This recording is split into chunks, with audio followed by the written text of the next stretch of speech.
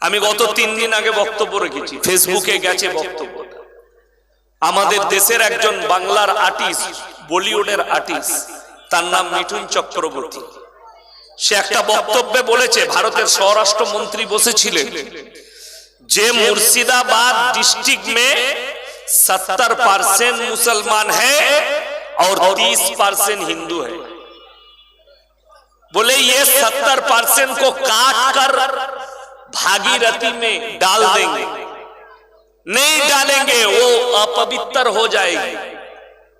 गंगा मां पवित्र है, उसको हम उसमें नहीं डालेंगे, उनके घर में गाड़ देंगे।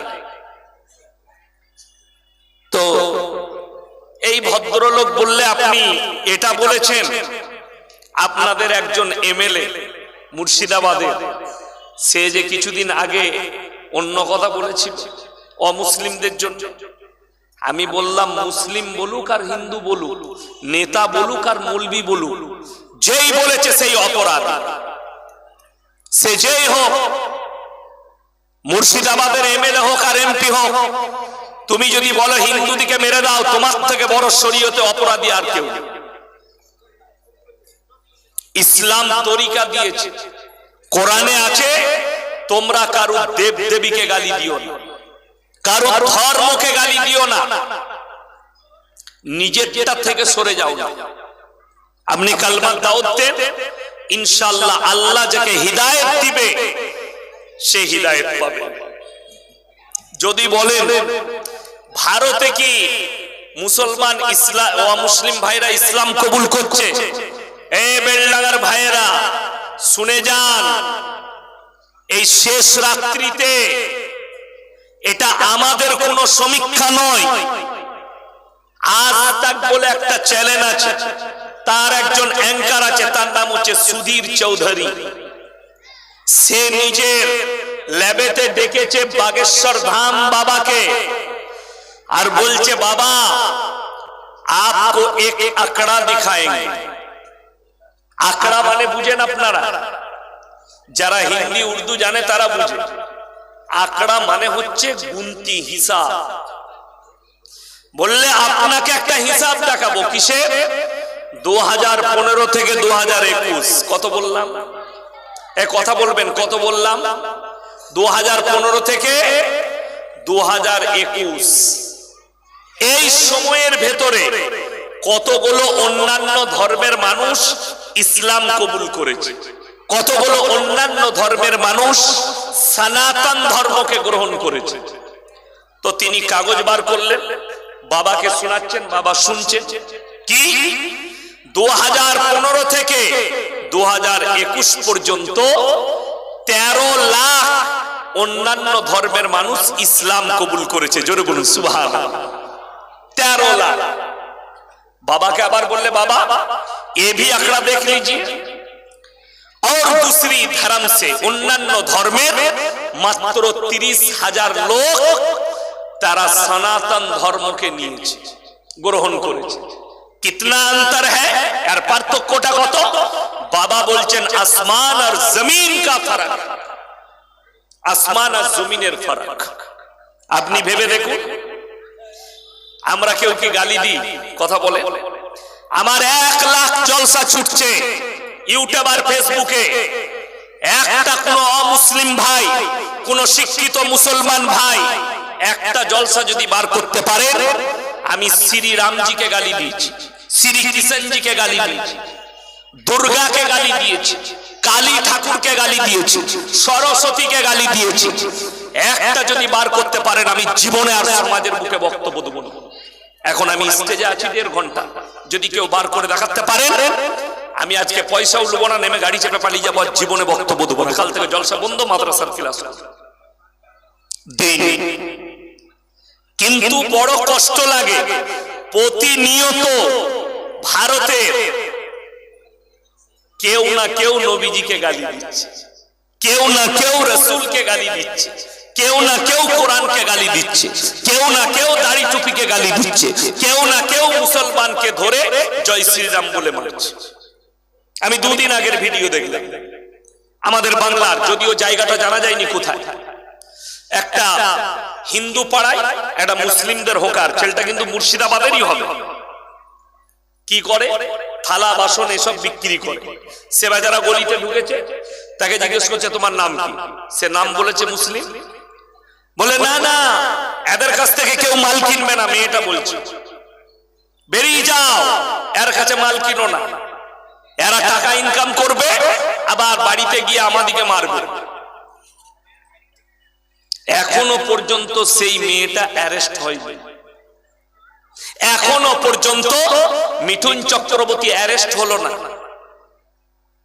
দুঃখের বিষয়, আপনাকে এখানে দুটো কথা ভাবতে হবে, শুনে যান। কুকুর দুটো সময় চিল্লায়। কটা সময় বললাম?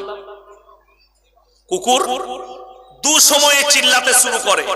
এক, যখন কুকুর खेपे যায়, कुत्ता जब भौंकता है 2 टाइम भौंकता है।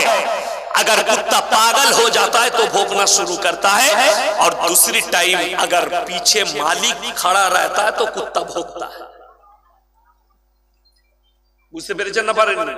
কুকুর দুটো টাইম চিল্লায়, হয় যখন কুকুর খেপে যায় তখন চিল্লায়, আর তা না হলে পেছনে মালিক দাঁড়িয়ে থাকলে সে কুকুর চিল্লায়। দেখবেন সমুদ্রের কিনারায়, আমি মুম্বাইয়ে দেখেছি, মুম্বাই জুহি চৌপাটিতে গেছি আপনার পাও ভাজি খেতে, সেখানে দেখছি একটা লোক বড় কুকুর চেন ধরে আছে সাথে করে, তো আমাদিকে দেখে চিল্লাচ্ছে। সে তো জানছে মালিক আমাকে ধরে রেখেছে, ও এসে আমাকে মারতে পারবে না। কথাটা বুঝতে পেরেছেন না পারেন? রাস্তায় যদি কুকুর এমনি চিল্লায়, তাকে ফাটাম করে লাঠি করে মারবেন না? মারবেন না। চুপ। কুকুর এই দুটো সময় চিল্লায়। যারা গাল দিচ্ছে, हम वो कुत्ते को कह रहा हूं रसूल को गाली दे रहे हो, पहले आंकड़ा तो सुन लो।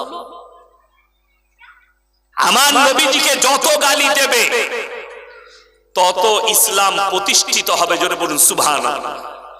আপনারা দেখতে পেলে এই মৌলবীদের কত খারাপ কাজ। আমাদিকে বলছে মাদ্রাসা ছাড়া।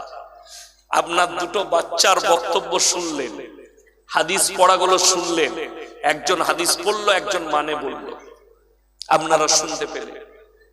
মৌলবীরা তো এই কাজ করছে। আজকে শুনলেন আল্লামা ইকবালের ভাষা, ইস ঘর কো আগ লাগি ঘর কি চিরাগ। মুসলমান, তোমরা নিজেদের ঘরে নিজেরা আগুন ধরিয়েছো। পশ্চিম বাংলার অ্যাসেম্বলিতে এতগুলো মুসলমান এমএলএ এমপি আছে, এদের মুখে কুলুপ এঁটে আছে। আমি চ্যালেঞ্জ ছুড়ে বেলডাঙ্গায় বলে গেলাম, নাজিয়া ইলাহি খান বলে একটা দেহ ব্যবসায়ী মেয়ে বিজেপির পাট্টা লাগিয়ে আছে গলায়, প্রতিনিয়ত রাসূলকে গালি দিচ্ছে, কোরআনকে গালি দিচ্ছে, ইসলামকে গালি দিচ্ছে।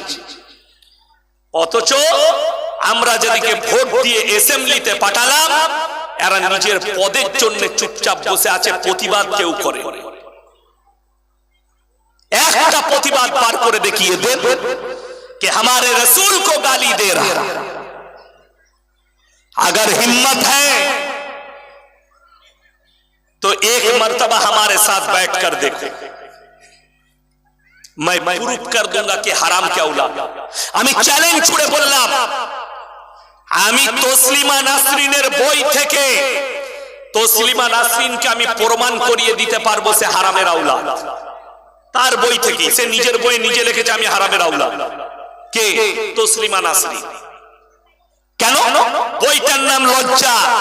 লজ্জা বইয়ে লিখেছে, আমি আমার মাকে আমার চাচার মশারিতে দেখেছি। যার মা চাচার সাথে শোয় তার জন্ম হালাল কি করে হতে পারে? তসলিমা নাসরিন তো হারামের औलाद, অবৈধ সন্তান, যেটাকে বাংলা ভাষায় বেদ সন্তান বলা হয়। সে আমার রাসূলকে গালি দেয়, সে মা আয়েশাকে গালি দেয়, সে কোরআনকে গালি দেয়, সে দাড়ি টুপিকে গালি দেয়। বড় কষ্ট লাগে। আজ থেকে আপনাদেরকে বলছি, নিয়ত করুন আমরা কোরআনের সঙ্গে থাকবো। জোরে বলুন ইনশাআল্লাহ। বলতে ভয় লাগছে, গরুগুলো তো আপনারাই খাচ্ছেন, গলার আওয়াজ বেরোয়নি। আমি কি খেলাম? কিছু খেয়েছি? একটা রুটি খেলাম উপরে বসে।